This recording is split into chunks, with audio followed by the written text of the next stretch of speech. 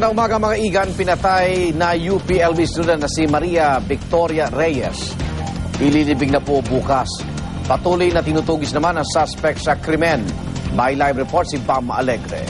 Bam. Igan, ngayong Biyernes nga ang huling araw ng purol ng pinaslang na UPLB student na si Maria Victoria Reyes. Bagamat natatanggap na ng kanyang mga magulang ang sinapit ng kanyang anak, hindi pa rin malimutan ng kanyang ama na si Chito ang kanyang mga huling sandali. Nadala pa ni Chito si Vicky sa ospital hanggang sa sumakabilang buhay ito. Ilan sa mga huling sinabi raw ni Vicky ang, "Tatay, wala na akong makita." Marami ng UPLB student ang naging biktima ng krimen pero hindi sa loob ng campus nangyari ang pamamaslang kay Vicky.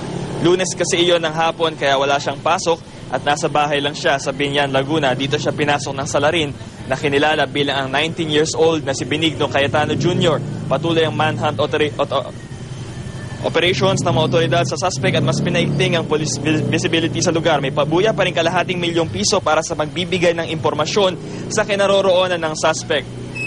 Igan, sa Sabado na nga nakatakda ang libing ni Vicky at kwento ng kanyang mga magulang, likas daw talaga yung kanyang talento sa pagguhit. Nagsimula raw ito na naguguhit lang siya sa mga dingding hanggang sa binilhan siya ng mga sketchpad at ito ay na-develop nga hanggang dito sa kanyang burol. Naka-display yung kanyang dalawang obra, isang makatotohanang oil portrait ng kanyang alagang aso at isang self-portrait niya noong siya ay 6 years old na ginuhit niya noong siya ay 16 years old. Yan ang latest dito sa Binyan, Laguna.